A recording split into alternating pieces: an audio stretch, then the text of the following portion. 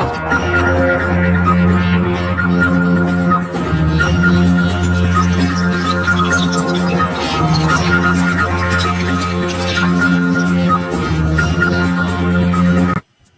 दोस्तों, क्यूएनएस में इस क्लास में आपका स्वागत है।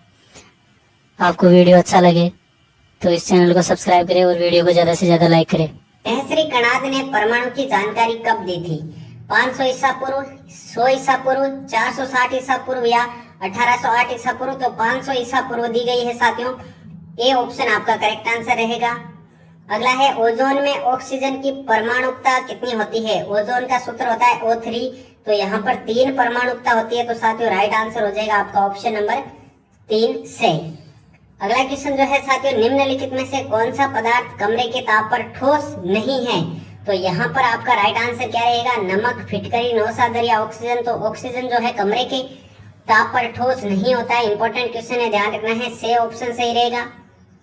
अगला क्वेश्चन है, वह ताप जिस पर द्रव ठोस में बदलता है क्या कहलाता है? तो द्रव ठोस में बदलता है गलनांक, क्वथनांक, हिमांक या संघनन ताप। तो साथियों ये हिमांक कहलाता है। से ऑप्शन आपका सही रहेगा। अगला है, निम्नलिखित में से कौन सा विकल्प मिश्रण है? पानी, लोहा, पीतल या नमक। तो पीतल आप सभी को पता है मिश्र धातु है, और पिताजी ये भी आपको ध्यान रखना है, तांबा और जिंक से मिलकर बनी होती है पीतल। तो ये एक मिश्रण है। बे ऑप्शन करेक्ट आंसर रहेगा। वीडियो को लाइक कर दीजिएगा साथियों। अगला क्वेश्चन आपके सामने है, परमाणु सिद्धांत का प्लम पुडिंग प्रतिरूप किसने दिया? Niels Bohr, Thomson, Ernest Rutherford या गोल्डस्टीन। तो साथियों प्लम पुडिंग मॉडल जो है थॉमसन के मॉडल को ही कहा जाता है। बे ऑप्शन करेक्ट आंसर रहेगा। अगला है, न्यूट्रॉन की खोजकर्ता कौन थे? CV Raman, Rutherford, J Thomson या जेम्स चैडविक। तो साथियों जेम्स चैडविक ने जो है न्यूट्रॉन की खोज की थी। ऑप्शन नंबर दे सही रहेगा।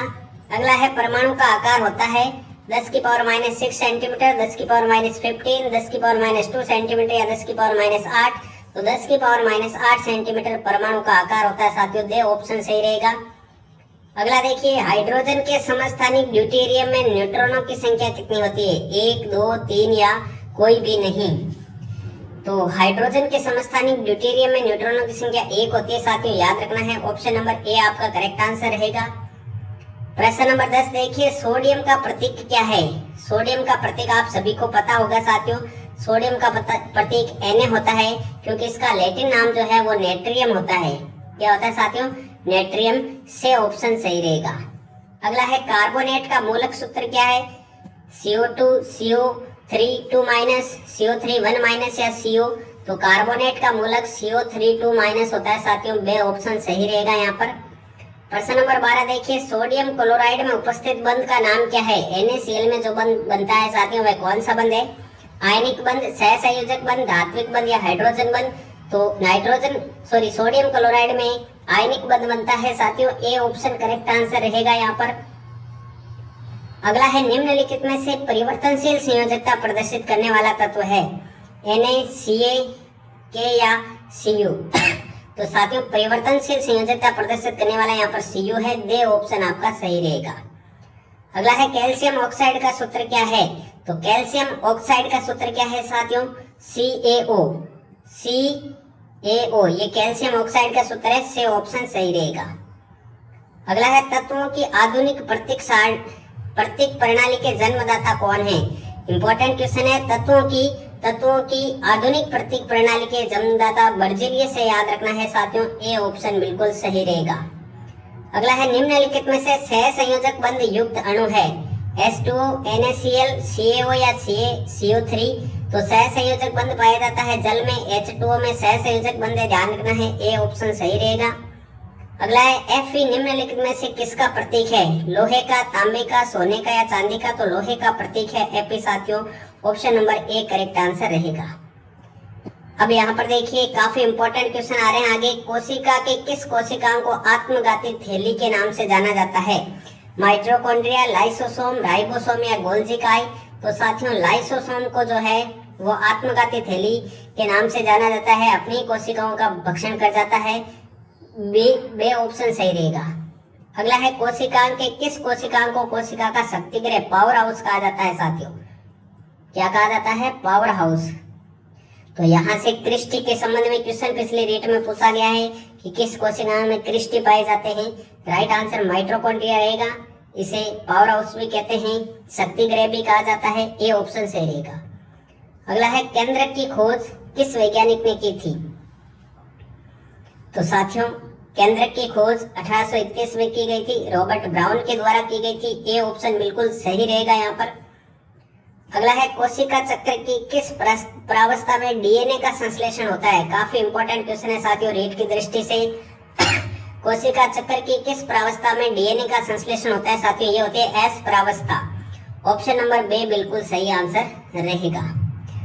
आगे बढ़ते हैं अगले क्वेश्चन की ओर। सबसे अधिक विकसित पादपों का प्रभाव कौन सा है। ब्रायोफाइटा, आवर्तबीजी, अनावर्तबीजी या थैलोफाइटा। ये टॉपिक नया जुड़ा है तो निश्चित रूप से सवाल आ सकता है। सबसे अधिक विकसित पादपों का प्रभाव आवर्तबीजी होता है। बे ऑप्शन सही रहेगा। अगला है निम्न में से बीजों का जरायुज अंकुरण किन पादपों में पाया जाता है। तो जरायुज अंकुरण ध्यान रखना है साथियों, जरायुज अंकुरण जो है लवण मृदोद्भिद पादपों में पाया जाता है। वे ऑप्शन सही रहेगा। अगला है पत्तियों में गढ़ती रंध्र पाया जाना किसका अनुकूलन है। मरुद्भिद, लवण मृदोद्भिद, जलोद्भिद या समोद्भिद। तो पत्तियों में गढ़ती रंध्र पाया जाना जो है अनुकूलन मरुद्भिद का है साथियों। ए ऑप्शन बिल्कुल सही आंसर रहेगा। अगला क्वेश्चन देखिए, किस पादप वर्ग के पादप सहवनी क्रिप्टोगम्स कहलाते हैं। काफी इंपॉर्टेंट क्वेश्चन है साथियों। किस पादप वर्ग के पादप सहवनी क्रिप्टोगम्स कहलाते हैं। टेरिडोफाइटा के। ए ऑप्शन बिल्कुल सही रहेगा।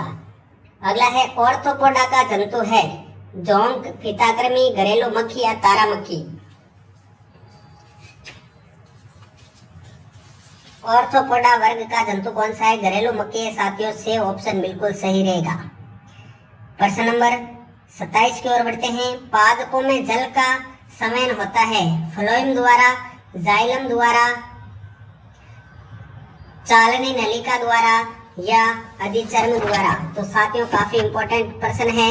अब यहाँ पर आंसर नहीं मिल रहे हैं आपको। पादपों में जल का संवहन जो है साथियों जाइलम द्वारा होता है। J for xylem, J for जल।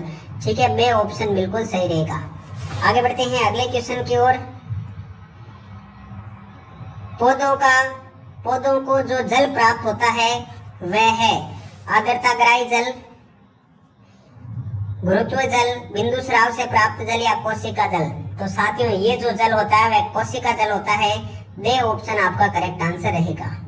अगला है रंध्रों द्वारा विनिमय होता है किसका। साथियों प्रश्न नंबर 29 है, रंध्रों द्वारा किसका विनिमय होता है साथियों। राइट आंसर रहेगा जल, वाष्प एवं गैसों का जो विनिमय होता है वो रंध्रों द्वारा होता है। ए ऑप्शन बिल्कुल सही है। अगला देखिए साथियों, खाद्य पदार्थों का सेवन निम्न के द्वारा होता है। जाइलम, फ्लोएम, वात रंध्र या अधिचर्म। तो साथियों खाद्य पदार्थों का जो संवहन होता है वो आप सभी को पता है फ्लोएम द्वारा होता है। बे ऑप्शन करेक्ट आंसर रहेगा। अगला है श्वसन वर्णक है लाल रक्त कणिका, श्वेत रक्त कणिका, हीमोग्लोबिन या इनमें से कोई नहीं। तो साथियों श्वसन वर्णक हीमोग्लोबिन को कहते हैं। से ऑप्शन करेक्ट आंसर रहेगा। अगला 32 नंबर, सामान्यतः शरीर का प्रकुंचन दाब कितना होता है। 120 nm, 90 nm, 140 nm या 80 nm। प्रकुंचन दाब पूछा गया है, इसका मतलब हुआ 120 nm साथियों। ए ऑप्शन करेक्ट आंसर रहेगा। यदि अनुशीतलन पूछे तो 80 करना है आपको। 80 क्या होता है, अनुशीतलन होता है साथियों, अनुशीतलन। ठीक है। अगला देखिए, आमाशय का कार्य नहीं है भोजन का संग्रहण, अवशोषण, पाचन या वसा का पूर्ण पाचन। तो साथियों यहाँ पर आमाशय का जो कार्य नहीं है वो वसा का पूर्ण पाचन नहीं है। दे ऑप्शन बिल्कुल सही आंसर रहेगा। अगला है विखंडन का प्रमुख उदाहरण है स्पाइरोगाइरा, ब्रायोफिल्म, यीस्ट या अमीबा। विखंडन का प्रमुख उदाहरण साथियों बताना है तो राइट आंसर रहेगा विखंडन का। स्पाइरोगाइरा में विखंडन होता है साथियों। ए ऑप्शन करेक्ट आंसर बनेगा। अगला है राइजोपस में जनन की प्रमुख विधि है द्विविक। स्पाइरोगाइरा में विखंडन होता है साथियों। ए ऑप्शन करेक्ट आंसर बनेगा। अगला है राइजोपस में जनन की प्रमुख विधि है द्विविखंडन, मुकुलन, बीजाणु जनन या बहुविखंडन। इंपॉर्टेंट प्रश्न है। राइजोपस में जो जनन की प्रमुख विधि होती है वो बीजाणु जनन होती है साथियों। ऑप्शन नंबर आपका से करेक्ट आंसर रहेगा।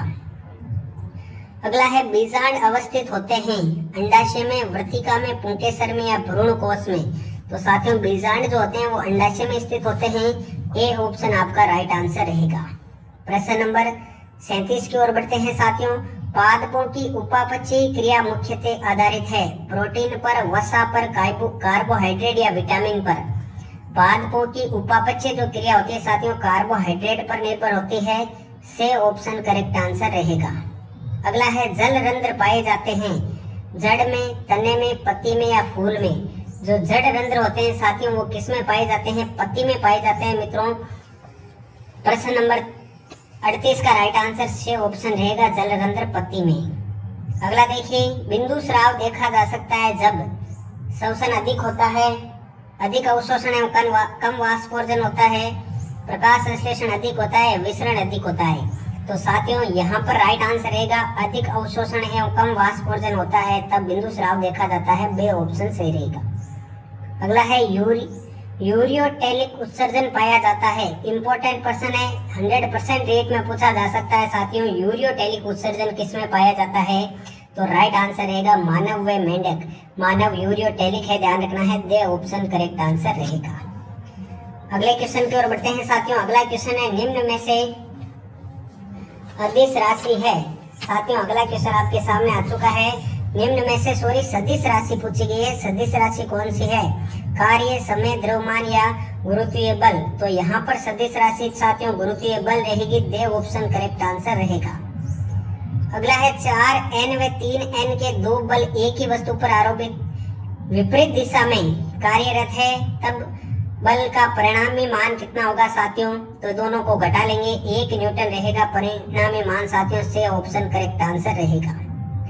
अगला है वेग में परिवर्तन की दर क्या होती है? बल, संवेग, त्वरण या विस्थापन। तो वेग में परिवर्तन की दर त्वरण होती है साथियों।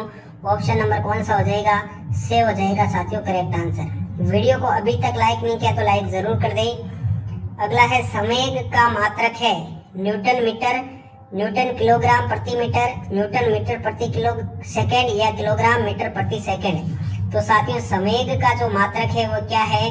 किलोग्राम मीटर प्रति सेकेंड। कौन सा साथियों? किलोग्राम मीटर प्रति सेकेंड। दे ऑप्शन करेक्ट आंसर रहेगा। बात समझ में आगे। अगला क्वेश्चन देखिए साथियों। एक समान वेग से गतिमान वस्तु का वेग समय आरेख बनेगा। एक समान वेग से गतिमान वस्तु का वेग समय आरेख कौन सा बनेगा साथियों? से ऑप्शन वाला जो चित्र देख रहे हैं ये राइट आंसर रहेगा। अगला देखिए छठा क्वेश्चन 46 नंबर। वस्तु का संवेग निर्भर करता है वस्तु के द्रव्यमान पर, वस्तु के विस्थापन पर, विस्थापन में लगे समय पर या उपरोक्त सभी पर। संवेग निर्भर करता है साथियों। राइट आंसर क्या रहेगा? तो करेक्ट आंसर रहेगा उपरोक्त सभी साथियों। दे ऑप्शन करेक्ट आंसर रहेगा। अगला है बल F, द्रव्यमान m तथा त्वरण a संबंधित समीकरण है। तो साथियों ये गति का दूसरा नियम है, F बराबर ma। Option number A correct answer हो जाएगा। अगला देखिए बल का मात्रक कौन सा है साथियों? बल का मात्रक पूछा गया है। 4 विकल्प आपके सामने हैं। बल का मात्रक होता है साथियों किलोग्राम मीटर प्रति सेकंड स्क्वायर। किलोग्राम मीटर प्रति सेकंड स्क्वायर साथियों। किलोग्राम मीटर प्रति सेकंड स्क्वायर। से ऑप्शन करेक्ट आंसर रहेगा। अगला है संवेग का मात्रक। तो ये पहले आ चुका है किलोग्राम मीटर प्रति सेकंड। आपका दे ऑप्शन करेक्ट आंसर रहेगा। अगला है यदि कोई पिंड नियत वेग से सीधी रेखा में गतिमान है, यदि उस पर कोई बाह्य बल न लगे तो क्या होगा? तो साथियों बाह्य बल नहीं लगेगा तो क्या करेगा? नियत वेग से गतिमान रहेगा साथियों। बे ऑप्शन करेक्ट आंसर रहेगा। प्रश्न नंबर 51 देखिए। किसी वस्तु का जड़त्व निर्भर करता है वस्तु के गुरुत्व केंद्र पर, द्रव्यमान पर, गुरुत्वीय त्वरण पर या वस्तु के आकार पर। तो साथियों जड़त्व जो निर्भर करता है वो वस्तु के द्रव्यमान पर निर्भर करता है साथियों। ऑप्शन नंबर बे करेक्ट आंसर रहेगा 51 का। अगला क्वेश्चन देखिए 52 नंबर। 5 किलोग्राम का एक पिंड 10 मीटर प्रति सेकंड त्वरण से सरल रेखा में गतिमान है तो पिंड पर कार्यकारी बल कितना होगा? F बराबर ma का सूत्र लग जाएगा साथियों। राइट आंसर आएगा 50 न्यूटन। ऑप्शन नंबर ए बिल्कुल सही है। अगला देखिए किसी वस्तु पर आरोपित होने पर, किसी वस्तु पर बल आरोपित होने पर उसकी गति बदल सकती है, गति की दिशा बदल सकती है, आकार बदल सकता है या उपरोक्त सभी। तो साथियों सभी बदल सकते हैं जब बल लगेगा तो दे ऑप्शन सही आंसर रहेगा। अगला देखिए, 1 किलोग्राम द्रव्यमान की वस्तु का भार होगा, तो साथियों 1 किलोग्राम वस्तु का भार जो होगा वो 9.8 न्यूटन होगा साथियों, से ऑप्शन करेक्ट आंसर रहेगा। अगला है, यदि वस्तु का द्रव्यमान m, वेग v तथा त्वरण a है तो संवेग को परिभाषित किया जा सकता है, तो साथियों p बराबर होता है p बराबर होता है mv। क्या होता है? p बराबर mv। B option correct answer रहेगा। अगला है, कोई वस्तु अपनी स्थिर या गति की अवस्था में परिवर्तन नहीं कर सकती, किसके कारण? तो साथियों जड़त्व के कारण नहीं कर सकती। दे ऑप्शन करेक्ट आंसर रहेगा प्रश्न नंबर 56 का। अगला है, यदि किसी सतह दी गई सतह पर बल दुगुना कर दिया जाए तो दाब होगा, तो साथियों दाब का जो सूत्र होता है दाब बराबर बल बटा क्षेत्रफल। तो जब बल बढ़ाएंगे तो दाब भी बढ़ेगा, बल को दुगुना करें तो दाब दुगुना हो जाएगा साथियों। Option number C correct answer रहेगा प्रश्न नंबर 57 का। आगे बढ़ते हैं अगले क्वेश्चन की ओर। अगला क्वेश्चन आपकी स्क्रीन पर आ चुका है। न्यूटन का गुरुत्वाकर्षण नियम का सार्वत्रिक होता है क्योंकि। अब आपके सामने 4 विकल्प है साथियों, जल्दी से बता दीजिए। न्यूटन का गुरुत्वाकर्षण का नियम सार्वत्रिक हो सकता है क्योंकि राइट आंसर रहेगा C ऑप्शन। यह सभी द्रव्यमान पर सभी दूरियों पर लागू होता है तथा माध्यम से प्रभावित नहीं होता। C ऑप्शन करेक्ट आंसर रहेगा। अगला क्वेश्चन, वस्तु की वर्ताकार गति के लिए आवश्यक बल कौन सा है साथियों? वर्ताकार गति के लिए आवश्यक बल कौन सा है साथियों? यहाँ पर राइट आंसर क्या रहेगा? जल्दी से कमेंट बॉक्स में कमेंट कर दीजिए। राइट आंसर रहेगा गुरुत्वाकर्षण बल। Option number A correct answer है। अगला देखिए, गुरुत्वाकर्षण के सार्वत्रिक नियतांक G का मान किस पर निर्भर करता है? तो साथियों सार्वत्रिक नियतांक G का मान किसी पर भी निर्भर नहीं करता है। दे ऑप्शन करेक्ट आंसर रहेगा। अगला है, पृथ्वी सतह पर किसी व्यक्ति का भार 60 न्यूटन है तो चंद्रमा की सतह पर व्यक्ति का भार कितना होगा साथियों? पृथ्वी सतह पर किसी व्यक्ति का भार 60 न्यूटन है तो चंद्रमा की सतह पर कितना हो जाएगा? 10 न्यूटन हो जाएगा, 1/6 हो जाएगा। दे ऑप्शन करेक्ट आंसर रहेगा। अगला है, m द्रव्यमान के किसी पिंड को गहरी खान के तल पर ले जाया जाता है तब क्या होता है साथियों? जल्दी से कमेंट करके बता दीजिए राइट आंसर क्या रहेगा इसका। m द्रव्यमान के किसी पिंड को गहरी खान के तल पर ले जाया जाता है तब क्या होता है साथियों? उसका भार घटता है। Option number C correct answer रहेगा। अगला देखिए साथियों, दो द्रव्यमानों के बीच की दूरी दुगुनी करने पर द्रव्यमानों के बीच का गुरुत्वाकर्षण बल हो जाएगा अपरिवर्तित रहेगा, चौथाई हो जाएगा, आधा रह जाएगा या दुगुना। तो साथियों यहाँ पर क्या पूछा गया आपसे? किसको दुगुना कर रहे हैं? दूरी दुगुनी करने पर द्रव्यमानों के बीच जो है वह आपका हो जाएगा चौथाई हो जाएगा। Option number B correct answer हो जाएगा क्योंकि r² होता है नीचे, तो ये हो जाएगा चौथाई। अगला देखिए साथियों, वह तरंग जिसमें संपीड़न और विरलन है क्या कहलाती है? वह तरंग जिसमें संपीड़न और विरलन होता है साथियों क्या कहलाती है? 4 विकल्प आपके सामने है। अनुप्रस्थ, अनुदैर्ध्य तरंग, प्रकाश तरंग या पराबैंगनी। तो साथियों वह अनुदैर्ध्य तरंग कहलाती है। बे ऑप्शन करेक्ट आंसर रहेगा। अगला क्वेश्चन देखिए, तरंग के वेग v, तरंगदैर्ध्य लैम्डा तथा आवृत्ति म्यू के बीच संबंध है। तो साथियों संबंध का राइट आंसर हो जाएगा option number A correct answer रहेगा साथियों A। क्या हो जाएगा? वेग बराबर तरंगदैर्ध्य इनटू आवृत्ति। ठीक है साथियों। अगला देखिए, अनुदैर्ध्य तरंग उत्पन्न की जा सकती है। 4 विकल्प आपके सामने हैं। ठोस व गैस में, ठोस व द्रव में, गैस व द्रव में या ठोस द्रव व गैस तीनों में अनुदैर्ध्य तरंगे उत्पन्न की जा सकती है साथियों ठोस और द्रव में। राइट आंसर रहेगा आपका ऑप्शन नंबर B। अगला प्रश्न देखिए, अनुदैर्ध्य तरंग के माध्यम के कणों का कंपन किस दिशा में होता है? अनुदैर्ध्य तरंग में माध्यम के कणों का कंपन तरंग की दिशा में होता है साथियों। ऑप्शन नंबर आपका A करेक्ट आंसर रहेगा। अगला देखिए, ध्वनि की चाल अधिकतम होती है वायु में समय में पूर्ण किए गए दोलनों की संख्या को क्या कहते हैं? प्रति सेकंड समय में पूर्ण किए गए दोलनों की संख्या को क्या कहते हैं साथियों? आवृत्ति कहा जाता है। दे ऑप्शन करेक्ट आंसर रहेगा। अगला क्वेश्चन देखिए, कंपन करती हुई एक वस्तु का आवर्तकाल 0.02 सेकेंड है, वस्तु के कंपन की आवृत्ति कितनी होगी साथियों? आवृत्ति कितनी हो जाएगी? 1 बटा आवर्तकाल आवृत्ति होती है तो 1/0.02 करेंगे तो ऊपर 100 आ जाएंगे, कट करके 50 हो जाएंगे। 50 हर्ट्ज राइट आंसर आएगा साथियों, सी ऑप्शन। अगला देखिए, सेकंड घड़ी में सेकंड वाली सुई का आवर्तकाल कितना होता है? प्रश्न नंबर 10 आपके सामने है साथियों। राइट आंसर क्या रहेगा इसका? सेकंड वाली सुई का जो है 1 मिनट राइट आंसर रहेगा साथियों। आपका ऑप्शन नंबर 1 करेक्ट आंसर रहेगा। अगला देखिए, सर्वव्यता सीमा होती है, सर्वव्यता सीमा कितनी होती है साथियों? आपके सामने ऑप्शन रखे गए हैं। सर्वव्यता सीमा कितनी होती है? 20 हर्ट्ज से 20,000 हर्ट्ज तक सर्वव्यता सीमा होती है। बे ऑप्शन करेक्ट आंसर बनेगा। अगला क्वेश्चन देखिए साथियों, आपके सामने आ रहा है, प्रतिध्वनि सुनने के लिए हमारे कान तक ध्वनि कम से कम कितने समय बाद पहुंचनी चाहिए? वेरी इंपॉर्टेंट क्वेश्चन है साथियों। प्रतिध्वनि सुनने के लिए कम से कम कितनी पहुंचनी चाहिए? 0.1 सेकंड। राइट आंसर क्या रहेगा? 0.1 सेकंड। ए ऑप्शन करेक्ट आंसर रहेगा। अगला है, अल्ट्रासोनोग्राफी में प्रयुक्त तरंगों की आवृत्ति कितनी होती है? अल्ट्रासोनोग्राफी में प्रयुक्त तरंगों की आवृत्ति पूछी गई है साथियों, कितनी होती है? 20,000 हर्ट्ज से अधिक। कितनी होती है? 20,000 हर्ट्ज से अधिक। दे ऑप्शन करेक्ट आंसर बनेगा। अगला देखिए साथियों, आयाम का मात्रक कितना क्या होता है? आयाम का मात्रक पूछा गया है साथियों आपसे, जल्दी से बता दीजिए आयाम का मात्रक क्या होता है। प्रश्न नंबर 78 आपके सामने आ चुका है साथियों, जल्दी से बता दीजिए। आयाम का मात्रक मीटर होता है साथियों, क्या होता है? Metre. A option correct answer रहेगा। अगला देखिए, ध्वनि की निर्वात में चाल होती है साथियों, जल्दी से आंसर कर दीजिए। ध्वनि की निर्वात में चाल कितनी होती है? 3 × 10⁸ मीटर प्रति सेकंड, 330 मीटर प्रति सेकंड। ध्वनि निर्वात में नहीं चल सकती है, इनमें से कोई नहीं।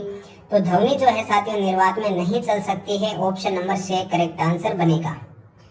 आगे बढ़ते हैं, जिन पिंडों में अपना स्वयं का प्रकाश एवं ऊष्मा होती है उन्हें किस नाम से जाना जाता है साथियों? आपके सामने विकल्प रखे गए हैं। जिन पिंडों में स्वयं का प्रकाश एवं ऊष्मा होती है उन्हें किस नाम से जाना जाता है साथियों? उन्हें तारे कहा जाता है। ऑप्शन नंबर 1 करेक्ट आंसर रहेगा। अगला है, सौर मंडल में चंद्रमा को किस श्रेणी में रखा गया है साथियों? सौर मंडल में चंद्रमा को किस श्रेणी में रखा गया है? तो चंद्रमा पृथ्वी का क्या है साथियों? उपग्रह है। से ऑप्शन करेक्ट आंसर रहेगा। अगला है, भारतीय पंचांग अनुसार नक्षत्रों की संख्या कितनी बताई गई है? भारतीय पंचांग अनुसार नक्षत्रों की संख्या साथियों कितनी होती है? 27 नक्षत्र माने गए हैं। बे ऑप्शन करेक्ट आंसर रहेगा। अगला है, भारतीय पंचांग के अनुसार राशियों की संख्या कितनी बताई गई है साथियों? ये तो सभी का राइट आंसर आना चाहिए। जो राशियां होती है साथियों कितनी होती है? 12 होती है। ऑप्शन नंबर 6 करेक्ट आंसर रहेगा। अगला क्वेश्चन 84 नंबर, हमारे सौर मंडल का सबसे बड़ा पिंड कौन सा है साथियों? हमारे सौर मंडल का सबसे बड़ा पिंड कौन सा है साथियों? राइट आंसर क्या रहेगा? 4 विकल्प है। तो सूर्य जो है सौर मंडल का सबसे बड़ा पिंड है। बे ऑप्शन सही आंसर रहेगा। अगला है, हमारे सौर मंडल का सबसे बड़ा ग्रह कौन सा है साथियों? सौर मंडल का सबसे बड़ा ग्रह बृहस्पति, शनि, अरुण या वरुण। तो सौर मंडल का सबसे बड़ा ग्रह साथियों बृहस्पति है। ए ऑप्शन करेक्ट आंसर रहेगा।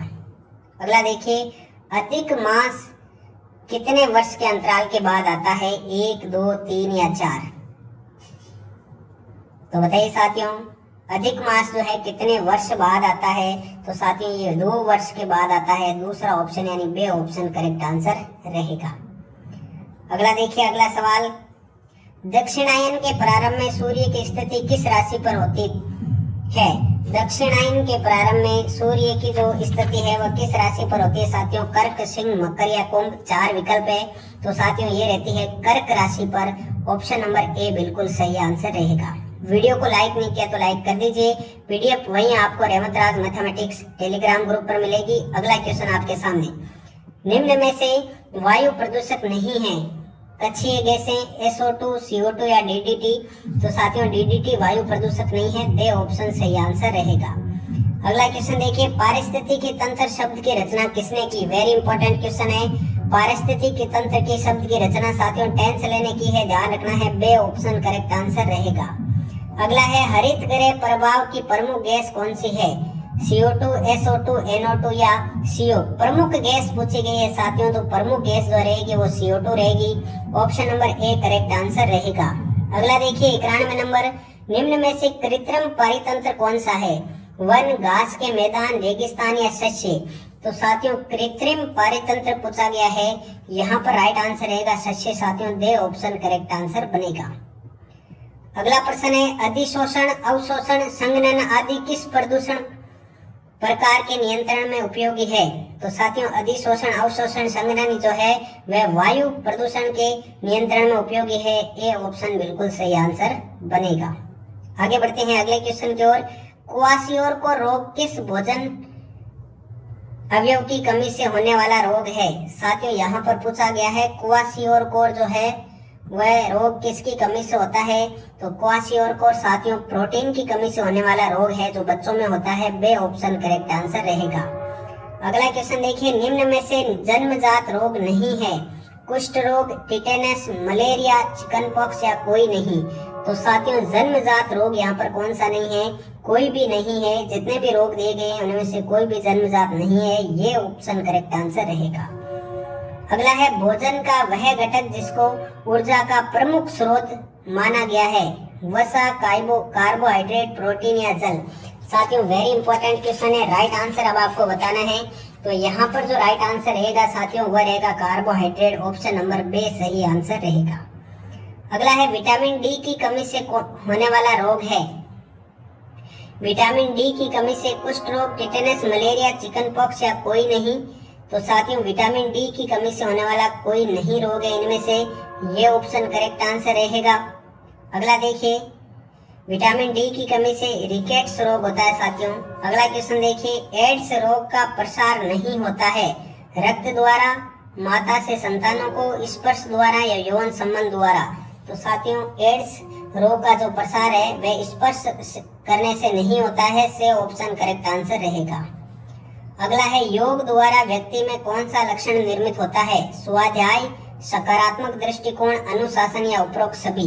तो साथियों योग के द्वारा जो है व्यक्ति में उपरोक्त सभी जो है लक्षण निर्मित होते हैं। दे ऑप्शन करेक्ट आंसर रहेगा।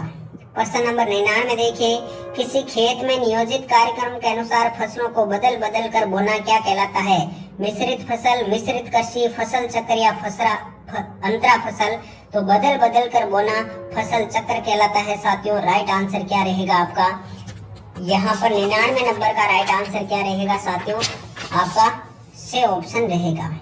अगला देखिए साथियों, वायुमंडल में आयतन के अनुसार कार्बन डाइऑक्साइड की मात्रा कितनी है? कितनी मात्रा में पाई जाती है कार्बन डाइऑक्साइड CO2 साथियों? राइट आंसर क्या रहेगा? 0.03%। ए ऑप्शन करेक्ट आंसर रहेगा। वीडियो को ज्यादा से ज्यादा लाइक करना है। अम्लीय वर्षा निम्न में से किसका परिणाम है?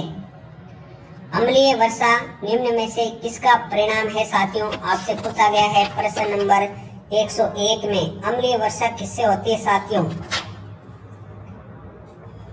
अम्लीय वर्षा राइट आंसर बताना है साथियों, जल्दी से बता दीजिए। तो साथियों जो अम्लीय वर्षा होती है वह वायु प्रदूषण के कारण होती है। ए ऑप्शन करेक्ट आंसर रहेगा। अगला है निम्न में से पौधों को मृदा से प्राप्त होने वाला पोषक तत्व कौन सा है? मृदा से प्राप्त होने वाला पोषक तत्व कौन सा है साथियों? राइट आंसर क्या रहेगा आपका? नाइट्रोजन जो है मृदा से प्राप्त होता है। दे ऑप्शन राइट आंसर रहेगा। अगला है निम्न में से खरीफ की फसल कौन सी है? सोयाबीन, गेहूं, चना या मटर? तो साथियों राइट आंसर क्या रहेगा? सोयाबीन जो है खरीफ की फसल है, बाकी सारी रबी की है। ए ऑप्शन करेक्ट आंसर रहेगा।